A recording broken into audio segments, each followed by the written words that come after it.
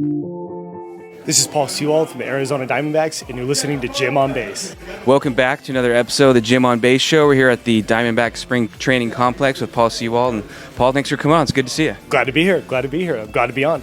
One of the first things that jumped out to me about you was you were born in Las Vegas. Yep. So did you grow up there? Or? Born and raised. So my parents moved there in fall of '89 and haven't left, and so that's been home for me forever. Because it makes me wonder, then, are you a big Killers fan? Or?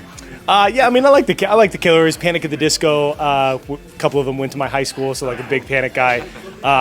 Who else we have? Imagine Dragons. Yeah, we give a little shout out to our Vegas people. Who are your favorite bands then? I'm more of a rap guy, but I always give a little shout out to. I really like that genre when they're my Vegas people more than anything. And I know you have some kids, right? So you're doing the dad life. Dad life. So we have a 2.5-year-old and a 1-month-old. So we are just getting into 2, which is a little bit of a challenge, but we'll get the hang of it by the time season gets around. Well, if you have a 1-month-old, are you sleeping good, or how's that going? My wife's a champion, so I am sleeping a little bit, but we'll be very excited when she moves out of our room and we start to get a little bit more sleep, that's for sure. When she gets promoted to the big leagues, you know? Yes, exactly. When she gets promoted to her big league room and stops being in our room, I think we're all going to sleep a little bit better. And how's the transition been to the Diamondbacks? Because you got traded here last year. I imagine that was an adjustment for you and the wife and your kids. Yeah, I think I downplayed how difficult it was going to be to get traded. I kind of thought it was just like, hey, I kind of know who I am. I've created this player from Seattle. Like, I'll just kind of take that, and you just get comfortable in your situation. And we were very comfortable and happy in Seattle. And it just was it was a little bit surprising that when the timing happened, and so it kind of caught me off guard. And then we got off to a poor start, so that was really not ideal. But then we started to find our groove, and obviously it worked out really well for us going to the World Series. And it makes me wonder too, who were your favorite teams then growing up? Being in Vegas, who did you like? Yeah, so I grew up a Dodger fan. My parents are from LA. My dad was a huge LA everything fan, so it was like Dodgers, Rams, SC, Lakers, that sort of thing. So that's who I kind of grew up with since we didn't have teams in Vegas. So now they're our arch rival, and so I embrace the Beat LA chant now, where I kind of used to really hate it. Well, did you have any jerseys as a kid that you think back on, maybe a player that you loved growing up? I don't think really jerseys, but like Eric Gagne when he was at his peak was really, I was kind of like really starting to get into like really kind of mirroring like his mechanics when we played wiffle ball, that sort of thing. And then 80 saves in a row, especially being a pitcher, was something pretty cool. So his game over walkout and you knew the game was over was pretty awesome.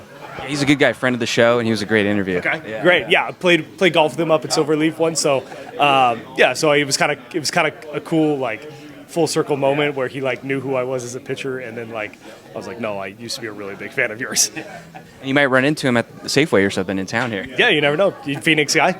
And what baseball movie is your favorite? Does any baseball movie stick out? Yeah, I would say Major League, has always been one of my favorites. It's kind of a comedy, so it's kind of like, yeah, that's great. I would say Major League, Moneyball, and Bull Durham have been like my 3 favorites. Good choices. Yeah, I think, Moneyball. I think Moneyball is a great movie. Obviously, I know a little bit more of the story that they didn't put their 3 Cy Young candidates in there at the MVP, but the story itself is great, and it's kind of turned into what baseball is today. So I think that's pretty cool.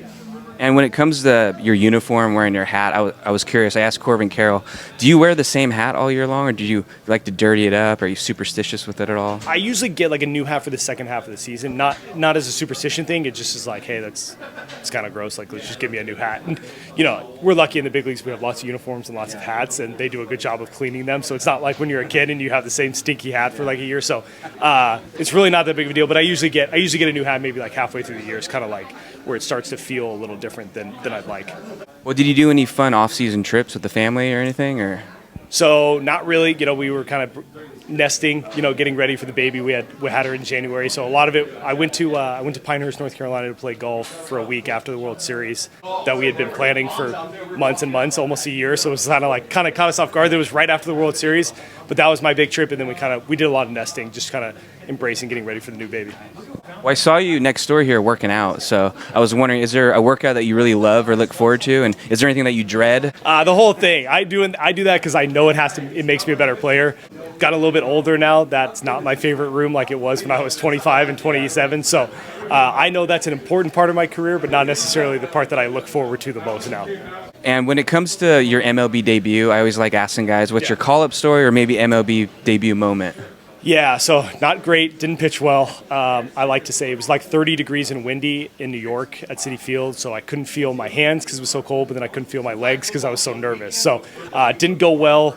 They gave me another chance a couple days later, went a lot better, and I think I've gotten a lot better since the first one.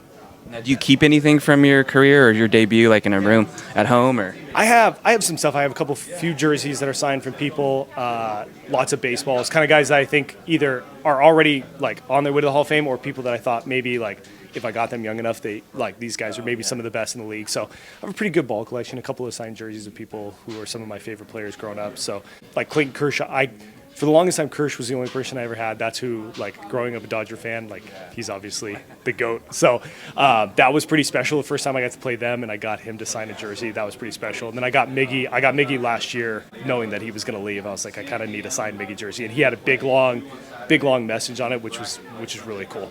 Well, Paul, thanks for coming on the show. It's great to meet you. Thanks, and had a lot of fun chatting with you. I appreciate it. It was good.